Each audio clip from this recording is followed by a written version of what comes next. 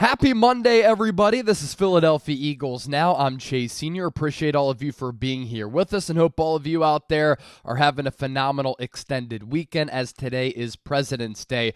Technically off from work, but wanted to hop on the mic to talk some birds because there's plenty to talk about as the offseason officially underway. So coming up, the Eagles are listed as one of the favorites to sign running back Derrick Henry in free agency.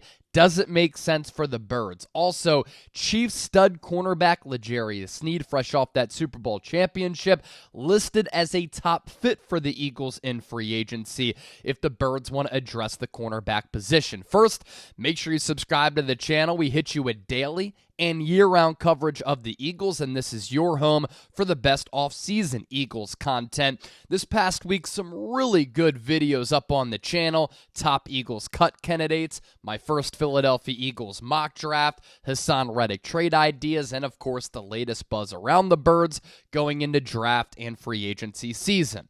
So the Eagles and the Baltimore Ravens, they topped the list among the Derrick Henry next team odds. And does it make sense for the Eagles to go this route in NFL free agency?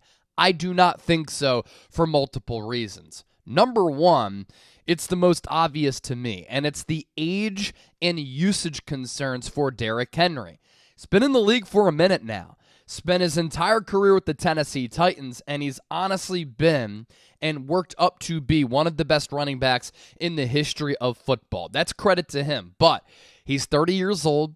He's logged at least 300 carries in 3 of the last 5 years, so the usage rate is up there. He's run for more than 1,000 yards in 5 of the last 6 seasons. So he's been a really durable player, but at a position where there's oftentimes a lot of wear and tear, especially at 30 years old, and he's about to be on the wrong side of 30. Those are red flags for me.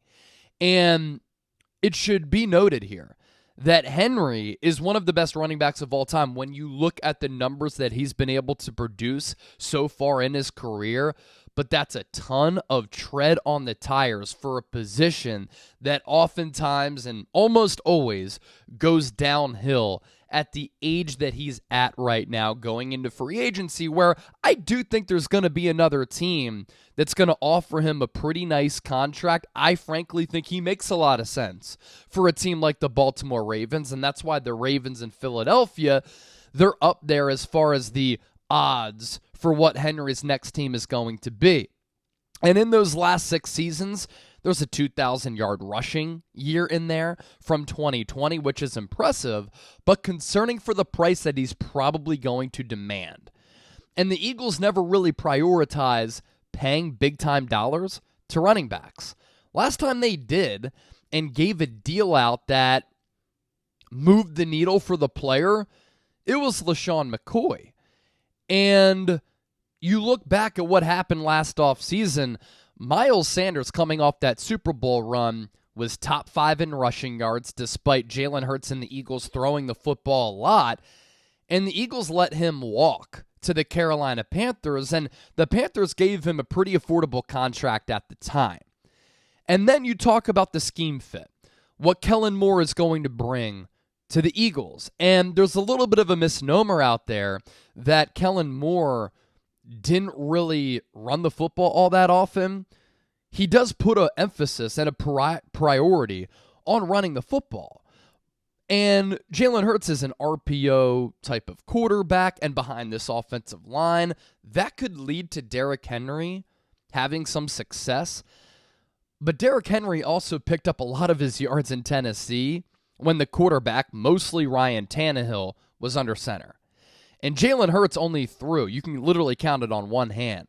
I think there may have been 2 throws that Jalen Hurts made from under center last year. So primarily, he operated out of the shotgun. Of course, it's going to be a new system with Kellen Moore, and my hope is that Hurts is put under center more to give the defense another look.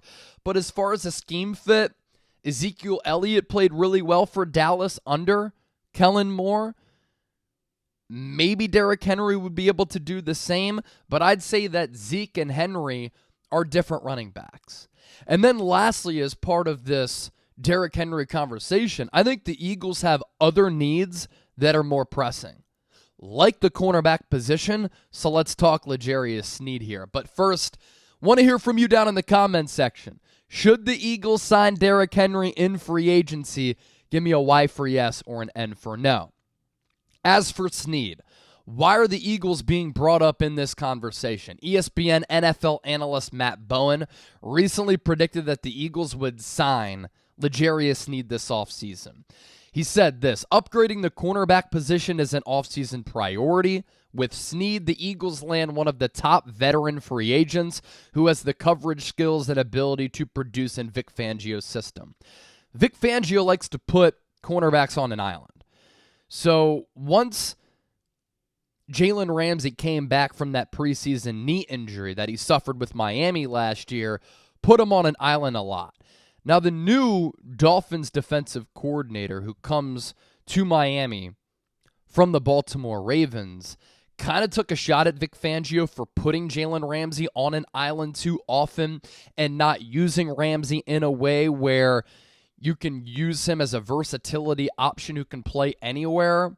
Honestly, when you're paying money to a player like Jalen Ramsey, you want him to be an island shutdown cornerback because that's what you're paying him to be. And L'Jarius Sneed, after starting his career in the slot, was used by Steve Spagnuolo on the outside as a perimeter corner, and this year he was a borderline All-Pro. He didn't make it, but he was a borderline All-Pro this year. Fourth-round pick out of Louisiana Tech. He's developed into one of the top corners in the game. He's going to get paid in NFL free agency, and he was really good in the Super Bowl going up against the likes of Brandon Ayuk as well as Deebo Samuel. And in 16 games in 2023, he registered 78 tackles, 5 TFLs, so he's really physical. And one of the reasons why the Niners offense was caught off guard and why they were stymied is because Sneed jammed Deebo and Ayuk at the line of scrimmage, and they're not used to getting jammed at the line because other defenses oftentimes play off of them just because of all of the pre-snap motion and the confusion that Kyle Shanahan tries to cause opposing defenses with his offense. But the Chiefs got up in the grills of Ayuk and Deebo and really threw off a lot of the timing for that Niners passing offense in the Super Bowl. And 5 tackles for loss is a pretty notable statistic for a cornerback who plays on the perimeter. And Spags oftentimes use Sneed at moments as a corner blitzer as well. So he's really physical, rangy, long arms, good ball awareness. He had 14 pass breakups and 2 interceptions, those 14 PBUs. That's an excellent figure. And Spotrac is estimating that Sneed is probably going to cash in at about $16 million per year.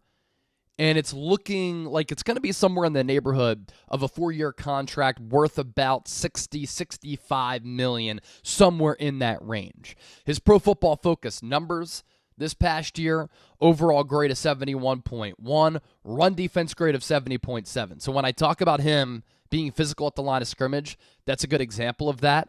Pass rush grade 63.3. That's not bad at all for a corner, again, who is a lockdown guy on the outside. And then his coverage grade at 71.9.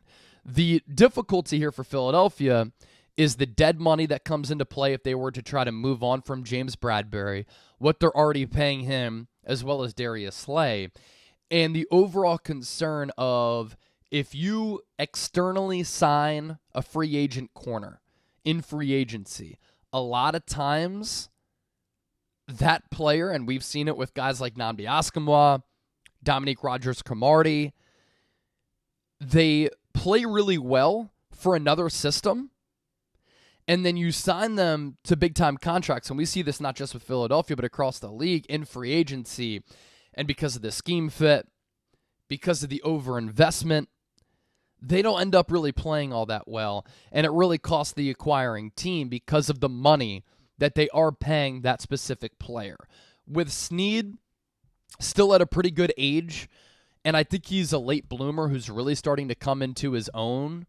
He is only 27 years old, and I like the attributes that he brings to the table: tough, physical, long, rangy, good ball skills. late bloomer who's starting to round into form to play his best football right now.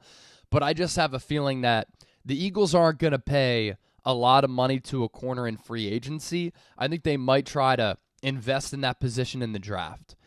And I also do like what I saw in moments from Keely Ringo, from Eli Ricks, from some of these other young corners who are on this Eagles roster. And that kind of fits what Howie Roseman is all about. Making good on an investment and having a bargain deal across the roster for a young player who you barely pay anything to, and then getting maximum value from that player. So that's today's Philadelphia Eagles. Now, interesting stuff on Derrick Henry as well as L'Jarius Sneed. Make sure you keep it here for the best Eagles offseason coverage. This is Philadelphia Eagles Now, back in the studio tomorrow on Tuesday, and it's looking like this for the offseason as far as our programming schedule. Live every Wednesday at about 5:30 p.m. Eastern, 2:30 p.m. Pacific. So make sure you subscribe, turn on those notices. Therefore, when we push out a video or when we do go live, you'll be notified. And I hope all of you enjoy the rest of your Monday.